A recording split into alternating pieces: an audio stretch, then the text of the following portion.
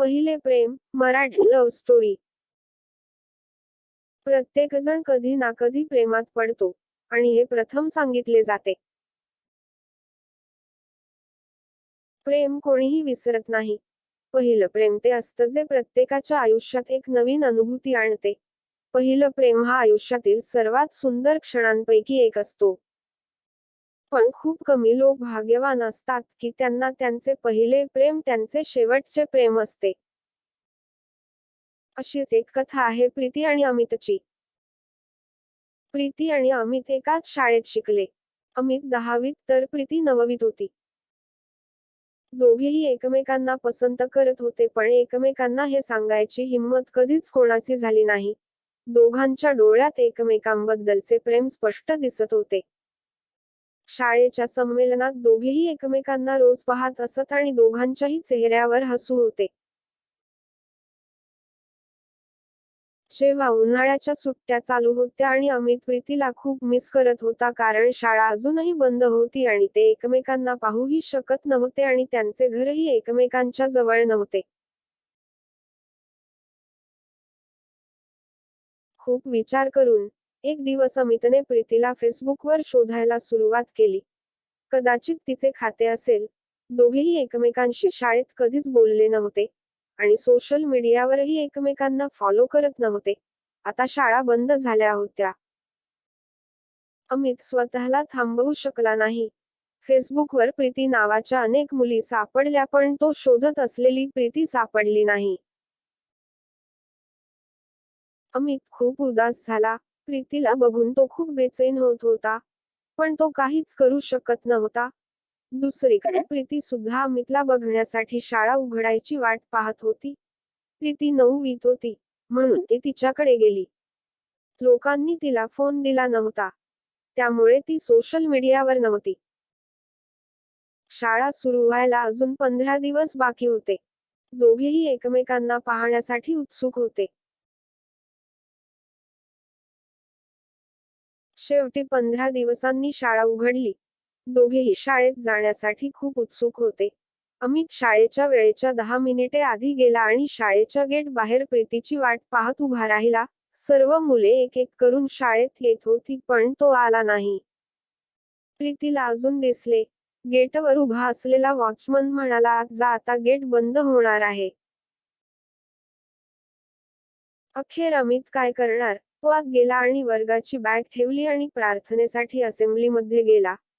त्याला खूप वाईट वाटलं की प्रीती का आली नाही. आज शाळेचा पहिला दिवस आहे. तिचं काय झालं असेल?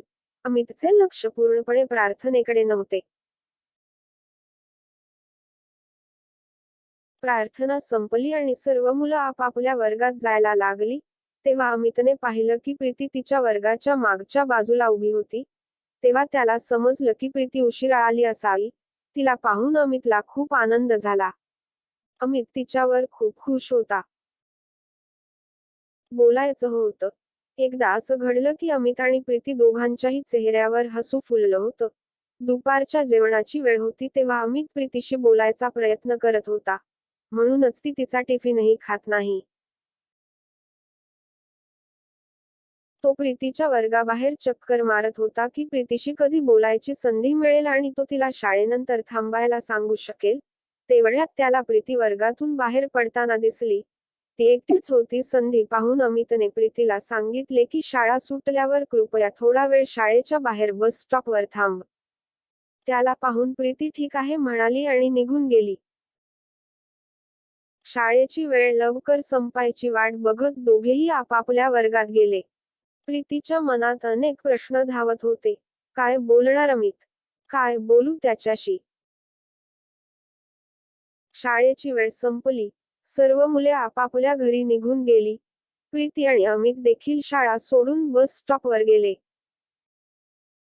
प्रीती तिथे पोहोचली तेव्हा अमित आधीच उभा होता. प्रीती त्याच्या जवळ जाऊन उभी राहिली. अमितचे हृदय खूप जोरात धडधडायला लागले. मग अमितने हिंमत एकवटून विचारले, "तू फेसबुकवर आहेस का?"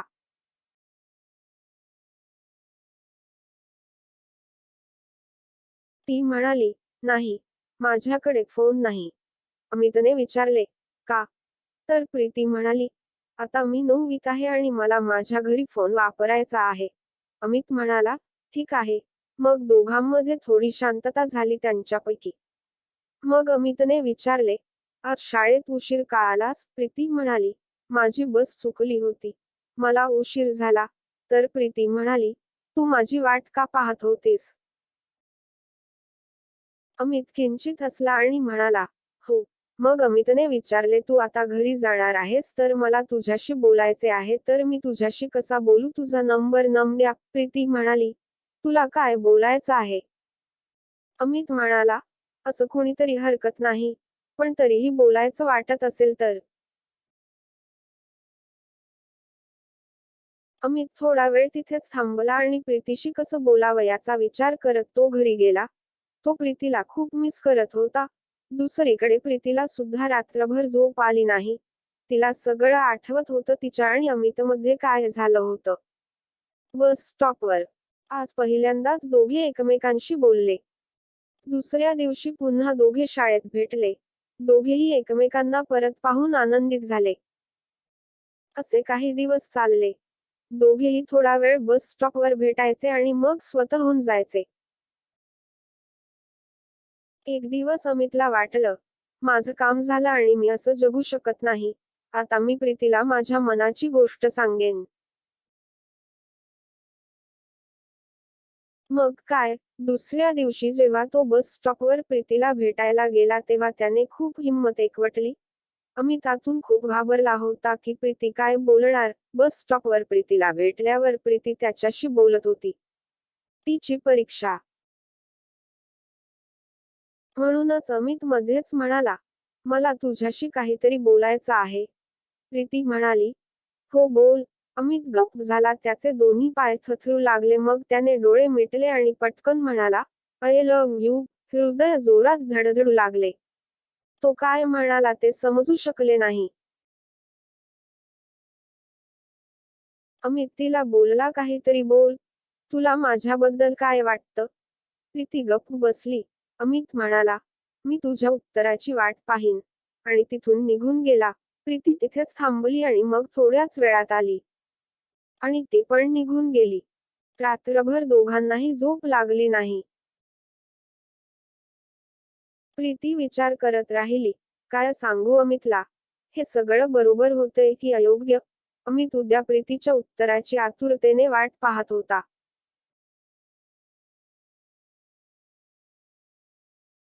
दुसऱ्या दिवशी अमित शाळेत पोहोचला आणि आज प्रीती शाळेत आली नाही हे बघून तो अधिकच बेचैन झाला. प्रीती शाळेत का आली नाही? असे अनेक प्रश्न त्याच्या मनात घोळत होते. तो कोणाला काही विचारूही शकत नव्हता. शाळेतील कोणालाही हे कळू नये आणि प्रीतीला काही त्रास सहन करावा लागेल असे वाटत नव्हते. तो फक्त प्रीतीचा विचार करत होता. त्याला अभ्यासात अजिबात रस नव्हता. शाळा सुटली की तो आधी बस स्टॉपवर गेला जिथे तो रोज प्रीतीला भेटायचा. तिथे काही वेळ उभा राहिला आणि मग उद्या जब प्रीती शाळेत येईल या आशेने उदास होऊन घरी निघून गेली. मग तो तिला सगळं विचारेल. दुसऱ्या दिवशी प्रीती शाळेत आली आणि शाळा सुटल्यावर ती अमितला त्याच बस स्टॉपवर भेटली. प्रीती येताच अमित तिला विचारू लागला, काय झालं? का तू शाळेत का नाही आलीस? प्रीती म्हणाली, काही उशीर झाला नाही. अमित म्हणाला, ती आधी उशिरा आली तशी उशिरा आली असती तर. प्रीती म्हणाली, नाही. खूप उशीर झाला होता कारण मी उशिरा झोपल्यावर उठलो. अमित हसायला लागला आणि मग विचारले, काय वाटले? मी तुला काहीतरी सांगितले होते. प्रीती गप्प बसली मग म्हणाली, काय सांगू? मला काहीच समजत नाही. अमित म्हणाला, त्यात एवढा काय विचार करायचा? मला माहित आहे. तू पण मला लव्ह यू. मी तुझ्या डोळ्यात पाहिलंय. प्रीती हसायला लागली. मग अमितला प्रीतीचे उत्तर समजले आणि म्हणाला, तुझे उत्तर समजले पण ऐक, मला तुझ्याशी बोलायचे आहे. मी कसे करू? तू सुद्धा नाहीस. एक फोन आहे. प्रीती म्हणाली, मला तुझा नंबर दे. माझ्या वडिलांचा फोन आल्यावर मी तुला कॉल करेन. पण त्या नंबरवर पुन्हा फोन करू नकोस, अमितने बरं म्हटलं आणि तिला माझा नंबर दिला. आणि दोघे आपापल्या घरी गेले. संध्याकाळी अमित प्रीतीच्या फोनची वाट पाहत होता. तो पुन्हा पुन्हा त्याच्या फोनकडे पाहत राहिला. संध्याकाळपासून रात्रीपर्यंत प्रीतीचा कॉल आला नाही. दुसऱ्या दिवशी शाळा सुटल्यावर अमितने प्रीतीला विचारले, का फोन केलास? ते करू नका, ती म्हणाली. माझ्याकडे माझ्या वडिलांचा फोन नव्हता आणि मी फोनवर काय बोलू हे देखील मला समजत नव्हते. तसेच ते दोघेही रोज शाळा सुटल्यावर भेटत असत आणि प्रीती अमितला कधी कधी फोन करून बोलत असे. एके दिवशी असे झाले की अमितच्या शाळेचा शेवटचा दिवस होता, कारण त्याची 10वीची बोर्डाची परीक्षा सुरू होणार होती आणि तो 10वीच्या बोर्डाच्या परीक्षेच्या अभ्यासासाठी निघणार होता. दोघेही आज बस स्टॉपवर भेटले. प्रीती होती. उद्यापासून अमित शाळेत येणार नाही याचं खूप वाईट वाटलं आणि अमितलाही खूप वाईट वाटलं.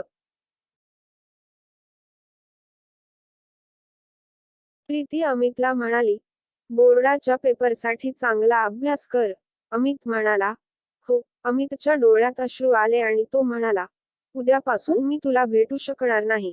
प्रीती शांत झाली आणि म्हणाली, असे दुःखी होऊ नकोस. फोन करूंगी रोज. अमितला प्रीतीला मिठी मारायची होती, पण दोघेही बस स्टॉपवर होते. म्हणूनच अमितने काहीच केले नाही. फक्त प्रीतीचा हात धरून उभा राहिला. तो विचार करत होता की काश इथेच थांबेल आणि दोघेही कायमचे एकत्र राहतील. पण असे होऊ शकले नाही. प्रीतीची बस आली. अमित तिची हार मानायला तयार नव्हता. प्रीती त्याला खूप समजावत होती की, जाऊ दे, घरी पोचायला उशीर झाला तर मम्मी विचारतील तू उशीर का आलास. अमित अजूनही तिचा हात सोडायला तयार नव्हता. त्याने प्रीतीचा हात धरला होता आणि बस निघून गेली. प्रीती म्हणाली, बघ बस पण निघाली आहे. आता दुसरी बस कधी येणार? अमित बस प्रीतीला पाहत होता.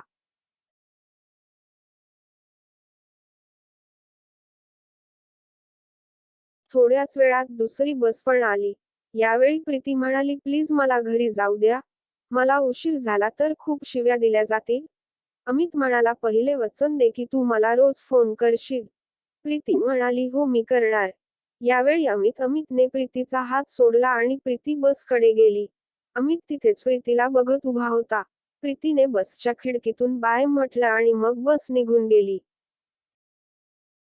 प्रीती अमितशी रोज फोनवर बोलायची.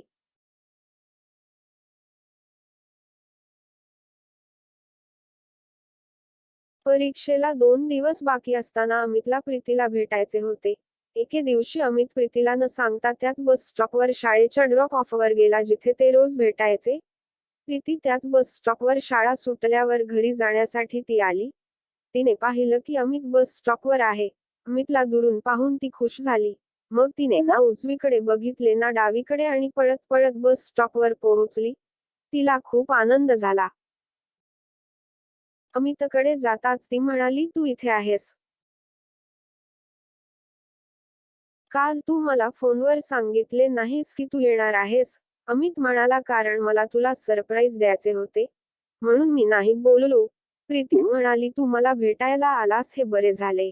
मी तुला मिस करत होतो. खूप. अमित म्हणाला, हो. मी पण मिस करत होतो म्हणून आलो होतो. परीक्षेला फक्त 2 दिवस बाकी आहेत. भेटावं असं वाटलं.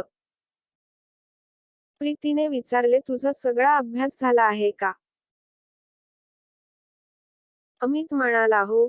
सर्व काही जवळजवळ पूर्ण झाले आहे. ती म्हणाली, ठीक आहे. सर्व काही चांगले लिहा. तुला परीक्षेत चांगले मार्क्स मिळवायचे आहेत. अमित हो म्हणाला. 2 दिवसांनी अमितचा पहिला पेपर होता. परीक्षेच्या 1 दिवस आधी अमितचा फोन तुटला. अमितच्या धाकट्या भावाने फोनशी खेळताना तो पाण्यात टाकला. अमितला खूप राग येत होता, कारण आता तो प्रीतीशी बोलू शकत नव्हता. ना त्याला आता दुसरा फोन येणार होता, कारण परीक्षा चालू होती, त्यामुळे त्याचे वडील त्याला आता दुसरा फोन देणार नाहीत.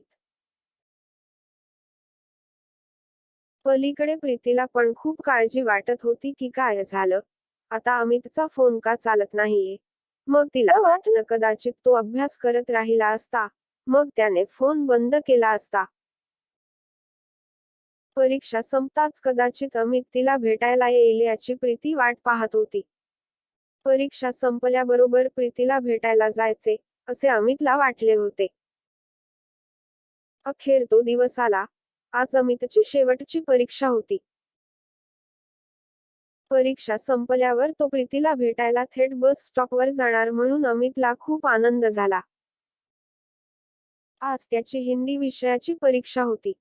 परीक्षेत पटकन पेपर संपवून प्रीतीला भेटायला जाण्यासाठी तो पटकन हात चालवत होता. पेपर संपला आणि तो पहिला वर्ग सोडून थेट त्याच बस स्टॉपवर गेला. शाळेला सुट्टी व्हायला अजून 2 तास बाकी होते. तरीही तो तिथे जाऊन प्रीतीची वाट पाहत होता. ते 2 तास सुद्धा त्याला वर्षांसारखे वाटत होते. 3 वाजले. शाळेला निघायची वेळ झाली. प्रीतीला बघण्यासाठी अमितचे डोळे बेचैन झाले होते. तो तिची आतुरतेने वाट पाहत होता. शेवटी त्याला प्रीती बस स्टॉपच्या दिशेने येताना दिसली. प्रीतीची नजर दूरवरून अमितकडे गेली. तिला स्वतःला थांबवता आले नाही आणि ती अमितकडे पटकन पोहोचण्यासाठी पळू लागली. ती रस्त्याने धावत आहे याची तिला पर्वाही नव्हती. तेवढ्यात अचानक पलीकडून एक ट्रक प्रीतीच्या दिशेने सुसाट वेगाने येत होता. अमित काही करण्याआधीच ट्रॅक प्रीतीला मारले आणि निघून गेले. अमितला काही समजले नाही. तो काही वेळ तसाच उभा राहिला आणि प्रीतीच्या आजूबाजूला खूप गर्दी जमली. मग कोणीतरी ॲम्ब्युलन्स हाक मारली. अमित धावत प्रीतीच्या दिशेने गेला. तो तिच्याकडे जाणार होता. तिथे उभ्या असलेल्या लोकांनी त्याला अडवले. तो पूर्णपणे शांत होता. त्याला काय झाले ते समजले नाही. थोड्या वेळाने एक ॲम्ब्युलन्स आली आणि प्रीतीला जवळच्या हॉस्पिटलमध्ये घेऊन गेली. अमित तसाच उभा राहिला. काही वेळाने तोही हॉस्पिटलमध्ये गेला आणि प्रीतीची चौकशी करून तिच्या खोलीच्या दिशेने गेला. तिथे त्याला प्रीतीचे आई, वडीलही आलेले दिसले. अमित काही अंतरावर उभा राहिला. त्याने पाहिले की प्रीतीची आई रडत आहे. हे सर्व पाहून त्यालाही रडावेसे वाटले. काही वेळाने प्रीतीच्या खोलीतून एक डॉक्टर बाहेर आला. प्रीतीचे वडील डॉक्टरकडे गेले आणि त्यांना विचारले, माझी मुलगी कशी आहे? दुहेरी अवतरण चिन्ह. तो ठीक आहे, नाही का? डॉक्टर उदास दिसत होते. मग ते म्हणाले, आम्ही तुमच्या मुलीला वाचवू शकलो नाही. हे ऐकून अमित तिथून निघून गेला. काय बोलावे ते समजत नव्हते. बस स्टॉपपासून थोड्या अंतरावर एक बाग होती. तो गेला आणि खाली बसला. तो खूप रडायला लागला. तो प्रीतीला खूप मिस करत होता.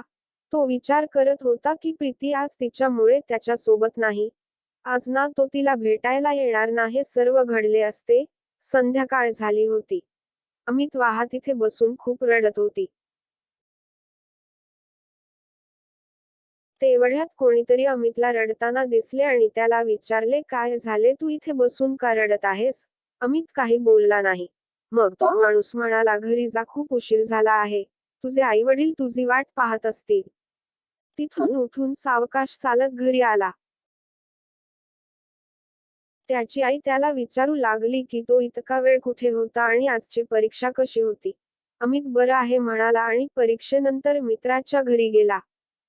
असे म्हणत तो त्याच्या खोलीत गेला. त्याला स्वतःचा खूप राग आला होता. तो खूप रडला होता. तो स्वतःला माफ करू शकत नव्हता. तो फक्त असाच विचार करत होता की प्रीतीची ही अवस्था त्याच्यामुळेच झाली, हा सगळा दोष आहे. काही महिन्यांनी अमितचा बोर्डाच्या परीक्षेचा निकाल लागला. त्याने त्याचा निकाल पाहिला आणि तो चांगल्या गुणांनी उत्तीर्ण झाला होता. त्याच्या निकालावर तो खुश नव्हता. तो फक्त विचार करत होता की प्रीती असती तर तिचा निकाल पाहून किती आनंद झाला असता. अमित आता पूर्णपणे बदलला होता. आता तो कोणाशी जास्त बोलतही नव्हता, फक्त एकटाच राहायचा. त्याच्या पालकांनी त्याला पुढील शिक्षणासाठी वसतिगृहात पाठवले. तिकडे गेल्यावर अमित थोडा बदलत होता. आता तो बाकीच्या लोकांमध्ये थोडा मिसळायचा. पण तो प्रीतीला विसरला नाही, की स्वतःला माफ करू शकला नाही. तो आयुष्यभर प्रीतीला अपराधी समजत राहिला. त्याच्यामुळेच प्रीती त्याला कायमची सोडून गेली असा तो विचार करत राहिला. तर मित्रांनो, कथा कशी वाटली ही कॉमेंट मधून आम्हाला जरूर कळवा. आवडली असेल तर लाईक करा आणि चॅनलला सबस्क्राईब करायला विसरू नका. धन्यवाद.